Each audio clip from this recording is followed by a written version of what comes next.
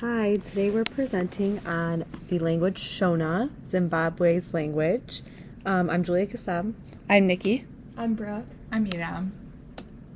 So, throughout this video, we will be telling you a fable within the Shona culture, talk about Shona's spread and reach around the globe, provide some background information and history about the language and culture, provide basic linguistic information and vocabulary, and end with a few suggestions to keep the Shona language and culture alive.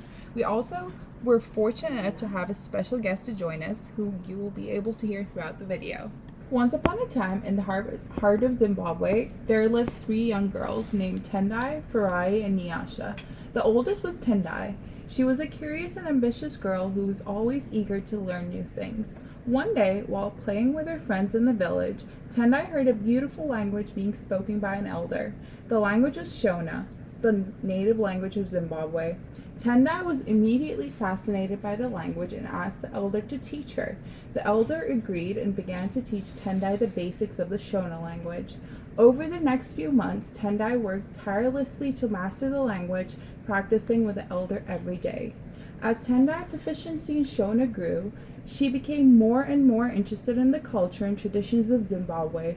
She learned about the importance of community, respect for elders, and the value of hard work. She also learned about the history of his people and the struggles they faced. One day, Tendai's village was hit by a severe drought. The crops began to wither, and the people were struggling to find enough food to survive. Tendai remembered the lessons she had learned about hard work and community and decided to take action. She rallied her friends, Farai and Nyasha, and the fellow villagers, and together they worked tirelessly to dig a well that would provide water for the crops. They also organized a community garden and worked together to plant new crops. Tendai's knowledge of the Shona language and culture helped her to inspire her community and lead them to success. In the end, the drought was defeated and the village thrived once again. Tendai became a hero in the eyes of her people, and her story was told for generations to come as a reminder of the importance of hard work, community, and the power of language and culture to inspire and unite people. This is Angel Govere. She is a woman who moved from Zimbabwe to Canada, but grew up speaking Shona with her dad's side of the family. We came across Angel on TikTok, where she has thousands of followers and shares anything from get ready with me videos to stories about her life and Shona as a language. We are fortunate enough to have a Zoom with her where she talked about her life, culture, and the future of Shona in her eyes. We will now hear about Angel's background and will continue to hear more from her throughout the course of this video. To be honest, Shona is not my first language. My first language is Isindebele, which is another language that's spoken in Zim. But I did learn Shona at like a very young age, school age. I'd probably say maybe I started learning Shona grade 2, grade 3, something like that. But so it was young enough, I guess, that I consider it to be one of my first languages, but it's not technically. Got it. And Yeah. what was it like learning Shona? Was it hard? What was your experience with it? It was extremely hard. Yeah, so the reason, my mom's side of the family is Ndebele and my dad's side of the family is Shona. So for majority of my life, from when I was born until I was in about grade 2 or grade 3, I lived with my mom's side of the family, and they don't speak any, not a lick of Shona. And then after some time, my paternal side of the family wanted to spend more time with me because they felt like I hadn't really been around. So I started living with my dad's side of the family. So it was definitely difficult because, at such a young age, I didn't really it was really difficult to communicate with them because they only spoke Shona. They didn't speak the language I was raised in. And then I had to switch schools, which was a fully Shona school, and there was not a single person who spoke Ndebele. So it was a very, very difficult time, I feel like. And I did very poorly in school for the first couple of years there until I kind of learned the language a little bit better. Got it. And then were you then taught by your dad's side of the family, or? Yes. Okay. Yes. So it was a bit of a mix of being in school, of course, Monday to Friday. And then also when I went home, my grandmother was a teacher, so she would give me extra homework to help me with pronunciation and yeah. While Shona originated in Zimbabwe, it has certainly achieved a degree of global reach spanning 2 continents and 6 countries. Shona is spoken primarily in Zimbabwe, but has spread to other neighboring countries as well, including Malawi, Botswana, Zambia, and South Africa. And while Shona is prevalent throughout southern Africa, its span goes beyond the African continent. The United Kingdom houses an active Shona-speaking population as well. Shona certainly has a rich history, spanning all the way back to 600 BCE. This time period marked the Bantu migration, which was vital to ensure the spread of Shona. Shona is a Bantu language, and the migration allowed for languages to spread throughout the region.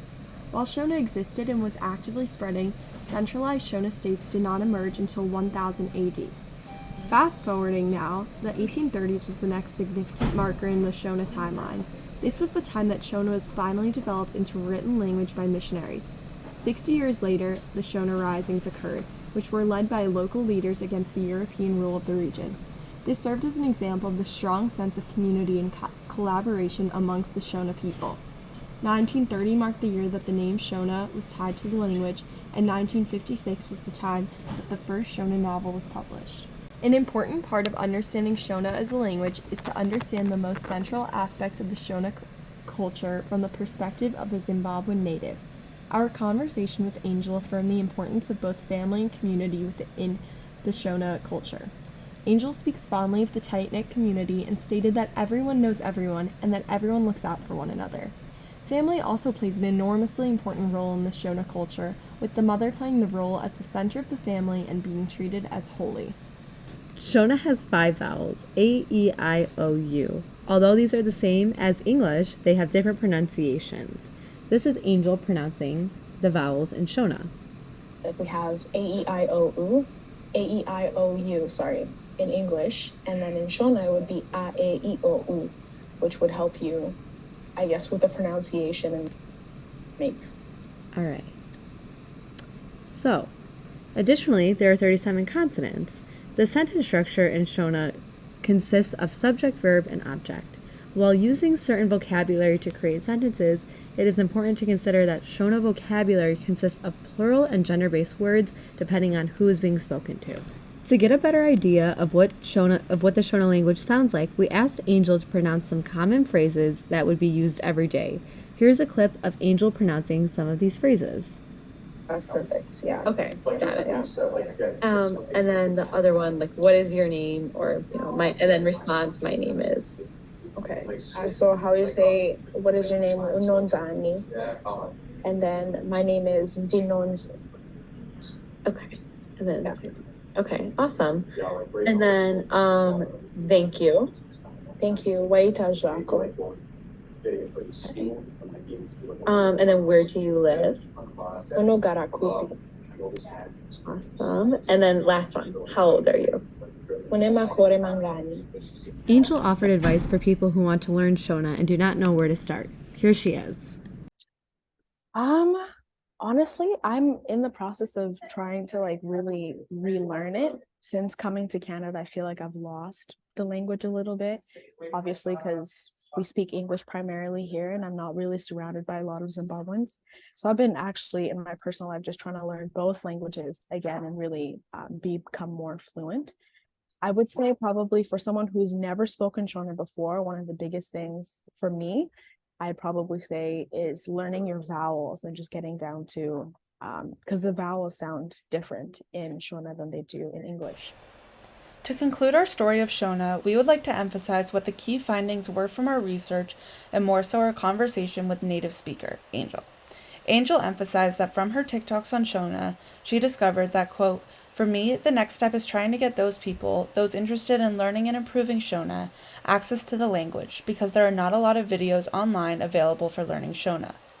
She identified that though there has been some backlash to her videos because she hasn't spoken Shona consistently throughout her life, more so, she has found that people are looking for more resources to learn Shona that are not currently available.